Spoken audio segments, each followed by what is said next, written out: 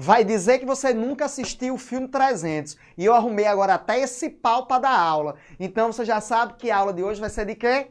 Grécia. E pense, as civilizações clássicas, elas são consideravelmente importantes. Grécia e Roma. Se liga na aula, estudioso.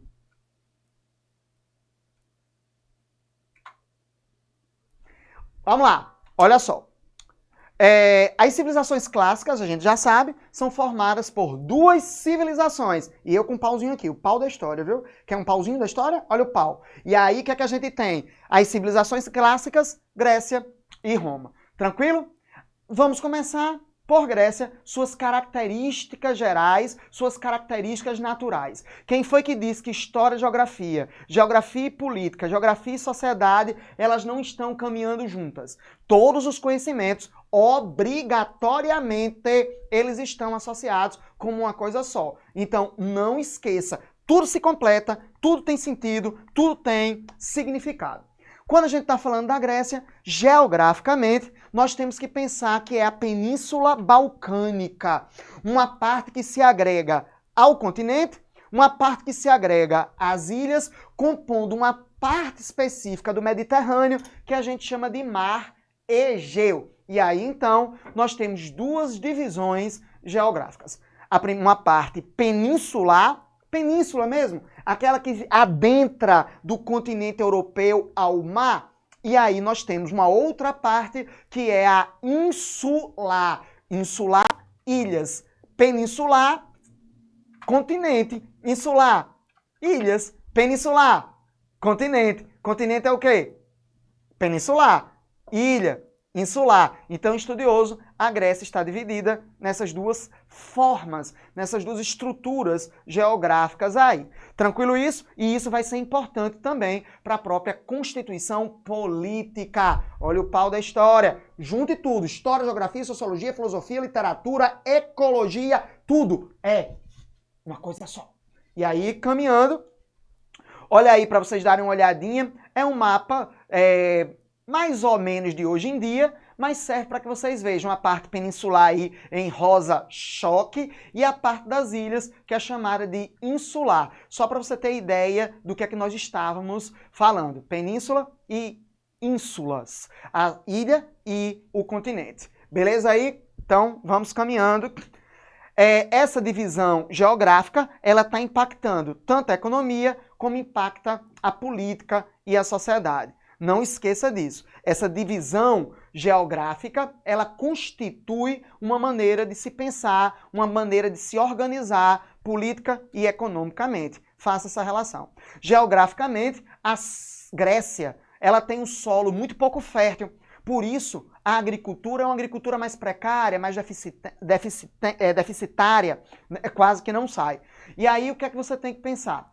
Que esse solo que a Grécia tem vai ser muito propício para a produção de oliva, para fazer azeite. Para quem não sabe, oliva é um tipozinho de azeitona mais amarga e bem oleosa, que quando prensada faz um óleo que tanto pode ser comestível e quem gosta de desperdiçar, ele também pode ser até queimado. Um dia desse eu tomei sorvete de azeite. Tu acredita? Chiquérrimo, caríssimo, aquela coisa assim, só para fazer a onda com a gatinha.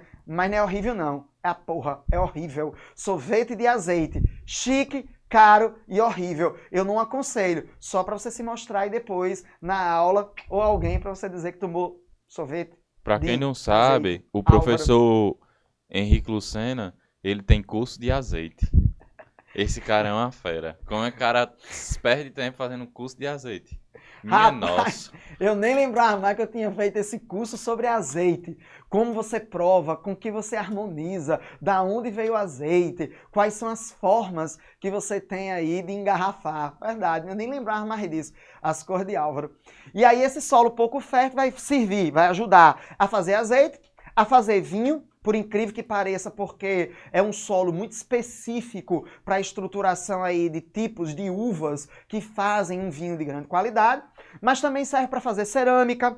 Você vai ter aí uma pecuária ovina, de ovelhas, que vai servir para fazer queijo, para fazer queijos, para se fazer queijos, né, do leite das cabras lá, dos negócios. Então, assim, na realidade, a ecologia grega vai servir muito para essa questão do vinho, do azeite, dessa pecuária, para fazer cerâmica com um tipo de argila muito específica que tem lá. Os gregos eram cacete nesse negócio de fazer ânforas que vão estar espalhadas pelo Mediterrâneo todo, pela Europa mediterrânica, até Portugal já se encontrou essas cerâmicas gregas que levavam, tá, esse azeite, levavam esse vinho dos gregos.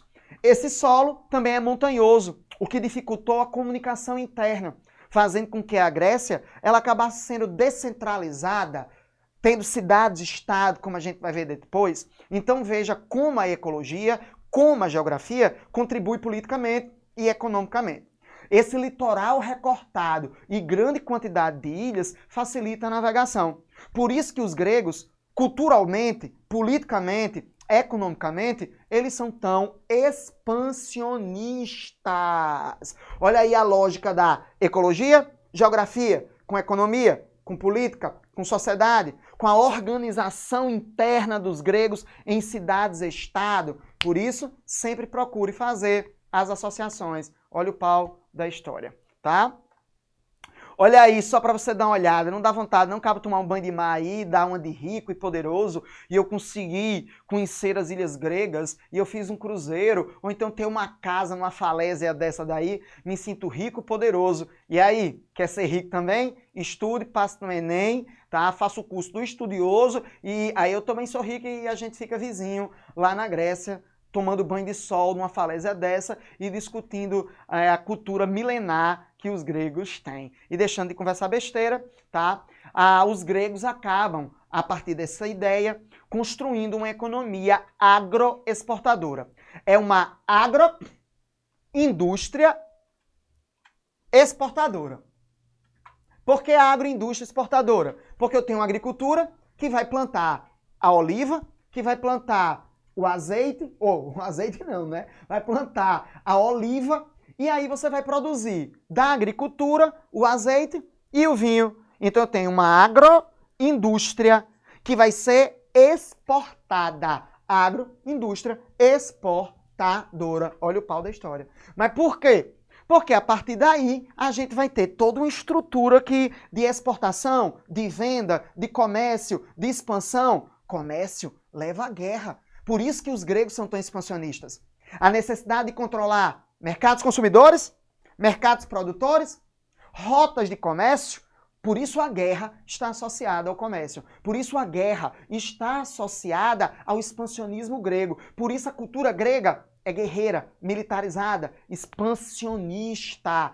Comércio, exportação, ilhas, mar, marinha, poder. Não esqueça desse detalhe, tá? Comércio marítimo vai ser a base dessa expansão. Comércio marítimo vai ser a base dessa economia entre os gregos. Tranquilo? Politicamente, a região vai sofrer muitas invasões, porque é uma região estratégica para a entrada da Ásia, para o controle de parte da África. A península grega adentra ao mar, se transformando em um ponto de convergência de grupos que migravam da Ásia, da África, da Europa.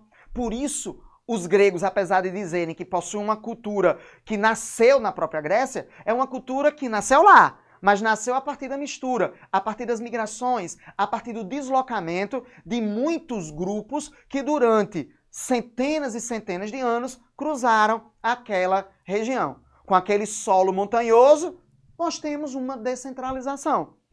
Guerra, vários grupos entrando e saindo, se deslocando, conflitos por terras férteis, por localização geográfica, por água potável. Ponto estratégico, guerra, grego, descentralização. Então não esqueça, a origem dessas cidades-estado gregas está associada diretamente a essa fragmentação, está associada diretamente a um solo montanhoso, a essa circulação populacional. Não esqueça, cidades-estado associadas a um elemento ecológico, a um elemento geográfico e a um elemento político. O elemento de quê? Do deslocamento. Olha o pau da história, estudioso. Estude, esse assunto é muitíssimo importante para o Enem e é muito importante para você que está no colégio ainda, na primeira ou na terceira série. Então, fique esperto, tá bom? Quais são os povos que formaram a Grécia de maneira geral? Aí eu coloquei aí, tá? Raramente isso é cobrado em prova, em atividade. É um assunto mais positivista, mas é legal que você saiba, tá? Primeiro, nós temos aí uma composição entre minoicos, aqueus. Os minoicos estavam lá na ilha de Creta, tá? Eles têm toda uma relação aí com o touro, com o boi, tá? Uma relação de adoração, uma sociedade que bem complexa, tá? Uma sociedade que domina o mar a partir da ilha de Creta. E aí tem até a história do Minotauro. Minotauro, povo minoico, de um rei chamado de Minos, que teve um neto com cabeça de touro e corpo humano que comia umas pessoas que eram colocadas lá em um labirinto, feito pelo mais famoso de todos os arquitetos da história, o arquiteto Dédalo. Então, é importante que você saiba um pouquinho de mitologia. Não custa nada dar uma olhadinha para saber como é o mito do Minotauro e quais são as relações que nós temos. Eu vi, inclusive, uma prova uma vez da FUVEST, há muito tempo, que pegou um trechozinho do mito e pediu para fazer uma análise. E a resposta era mostrar que os cretenses, que os minoicos, dominavam a Grécia nesse período. O Minotauro representava exatamente esse poder de Creta sobre o mar Egeu e os gregos. Outro povo são os aqueus, tá? Esses aqueus vão estar lá no continente, esses aqueus eles vão estar na península grega. Esses aqueus estão exatamente tendo essa relação de poder misturados com a cultura, com a política, com a arquitetura minoica, vão compondo a Grécia também. Outro povo, eles vêm da Ásia, são os dórios e os jônios. Ainda tem até um povo chamado de eólios.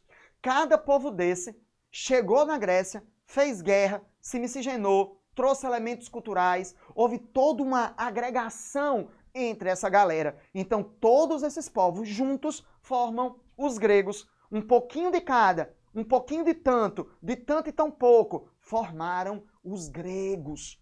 Tá? Eles se dizem autóctones, originários da própria Grécia, mas, conversa, são misturas de todos esses povos ao mesmo tempo. Dórios, jônios, eólios, aqueus e minoicos aí novamente. Tranquilo? A Grécia, como vocês estão vendo aí agora nesse slide que a Aura vai colocar para vocês, está dividido em fases políticas.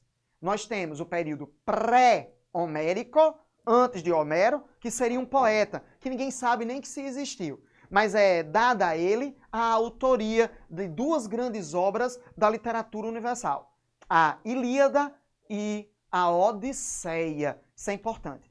Às vezes nas provas, nos concursos militares, nós temos sim essa pegada aí. Só para você dizer que a Ilíada e a Odisseia foram feitas por um poeta chamado Homero.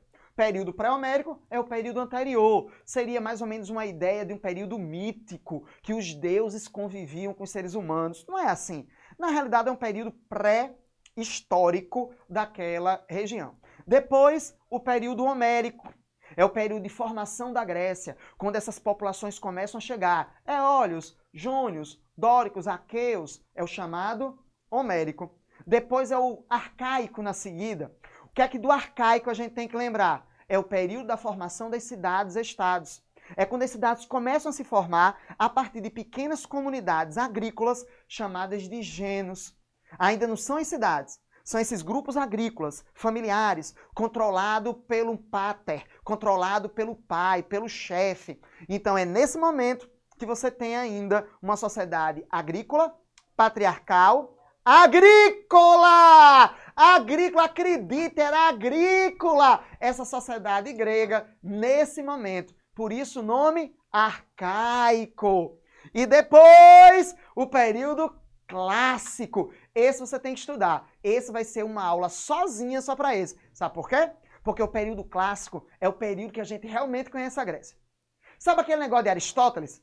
Aquele negócio de Platão? Aquele negócio de Sócrates, esses negócios tudinho de guerra, de Atena, de Pantenon, de guerra contra os persas, 300 que a gente começou a ver. Pronto, tudo isso é o período clássico. A própria palavra clássico representa essa ideia de quê? Norma, auge, esplendor. É o período assim de apogeu dessa civilização, do auge, do máximo, de tudo que a gente tem, da mitologia até aquelas arquiteturas que a gente vê. Tudo isso vem de quê? Vem do clássico. E depois o período da decadência, que é o período helenístico, que a gente também vai ter uma aula só sobre isso. É o período que os gregos deixam de ser gregos, são dominados por outro povo chamado de macedônicos, e é nesse momento que nós temos esse processo de domínio, de conquista, de territorialidade. Olha aí no slide, o período homérico e pré-homérico, vocês estão vendo? As primeiras civilizações, um período mítico. Mítico não é mentira, mito não é mentira, mito não é mentira, mito não é mentira. O mito é uma possibilidade de real, que não tem uma temporalidade nem uma espacialidade específica. É uma maneira de contar, é uma maneira de narrar a história e a sociedade, sem necessariamente você ter essas ideias de que temporalidade e espacialidade. E não esqueça, Homero existiu? Homero não existiu. Não é relevante. O que é relevante é você saber que a obra é atribuída a ele. Se ele existiu ou não, o poeta cego, dizem que era cego, que ele narrava e o povo escrevia, era história oral. Bom, não interessa se isso era desse jeito. O que interessa é que agora você é estudioso e sabe que a Ilíada e a Odisseia são duas epopeias, histórias narrativas dos deuses, dos seres humanos, de heroísmos, de poder, de grandes peripécias que os gregos passavam naquele momento. Beleza? Vem aí o período arcaico, né? Período dos gêneros, essas comunidades agrícolas, a formação, é a gênese, é a origem dessas cidades-estado. Então, é isso que a gente vai encerrar por aqui, tá? Agora, a próxima aula é fodástica. A próxima aula você precisa. A próxima aula vai ser de período clássico. Valeu, estudioso! E o pau da história.